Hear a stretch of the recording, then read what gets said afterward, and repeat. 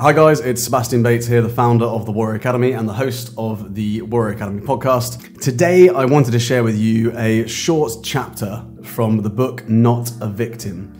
Not a Victim is a book I wrote in 2021 with the sole aim of helping parents mentor their children through the very, very difficult transition of bullying. I also recorded it as an audiobook, so if you'd like to have that book, then listen to this chapter, get a feel for what it's all about, and then have a look on Spotify or Audible for the audiobook, or even on Amazon for the physical book if you like a paper-based book. I really hope that it helps you prepare your child for the eventuality of going through bullying.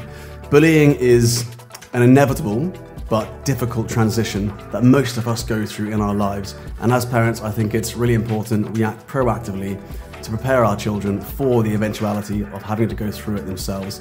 We can't always be there for our children, but we can give them the tools. We can empower them to face life's obstacles on their own. I hope you enjoy this chapter.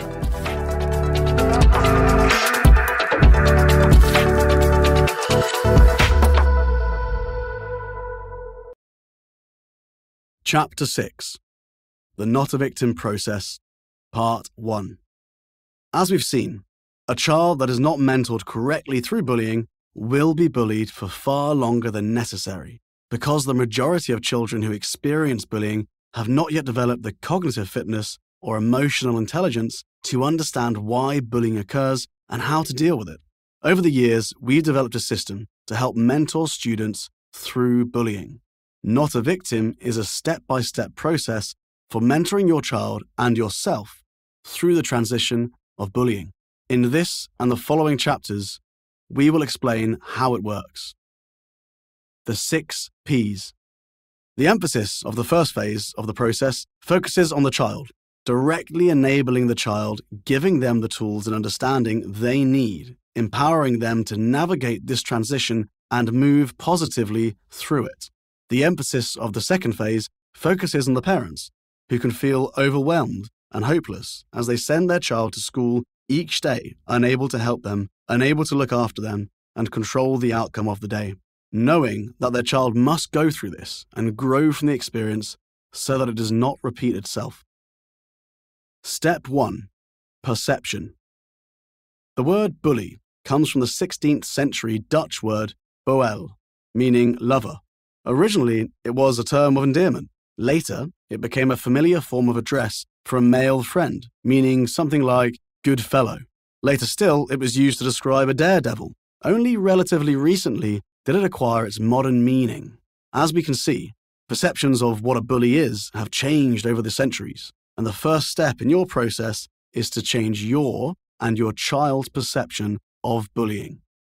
We have seen that bullying appears to be a learned behavior, and that there's a real danger of the child who has been bullied continuing the cycle. There are some fantastic initiatives in schools to help educate and raise awareness of the subject, but sadly, these often lack follow-through, and there is little training for staff in this area.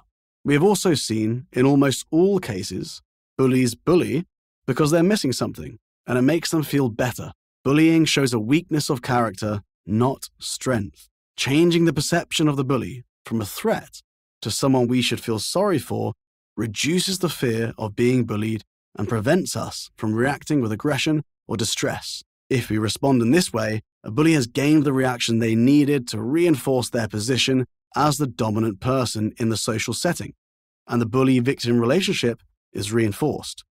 So many young people don't report bullying because they blame themselves.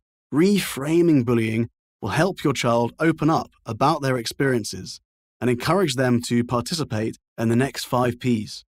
This first step is so powerful that many of the young people we've worked with find they overcome bullying within a week after changing their perception. Nevertheless, we often find resistance from parents at this first step in the process. When they discover that their child has been bullied, they're emotionally hurt and they feel guilty. Why did this happen? How could I have done things differently to prevent it? Why wasn't I there for my child? In many cases, parents feel more pain and heartache than their child, as children have a natural ability to forgive. Your child wants to forgive their bully and live a life without conflict, but often it's the parents who prevent them from doing so and subconsciously build barriers around their child, preventing them from reframing and changing the context of bullying. How can I possibly tell my child to forgive their bully after they have been hurting them for so long? Our response is to ask parents, what if you don't teach them to forgive the bully? By not forgiving them, they will hold on to those feelings of anger, frustration, emotional distress for years. We ask parents to selfishly forgive the bully because they are not doing it for the bully, but for their child. I really hope you enjoyed today's Warrior Academy podcast episode. We're going to keep creating these episodes because I know that so many parents find them useful or get insights or get ideas about how to develop their child's character. But it all comes down to the 3 C's: confidence, conduct, and concentration. So if you want to get a deep insight into the levels of confidence your child has, the level of concentration they have, or the level of conduct they have, so that you can actually put a score next to it and then work towards increasing those scores like we do in the Warrior Academy, then I'd love to invite you to fill in the Breakthrough Area Assessment. It takes about 5 minutes of your time, and you will get a personalized PDF report on your child's 3 C's. To access the Breakthrough Area Assessment and find out your child's 3 C's score, all you need to do is go to www.breakthrougharea.com.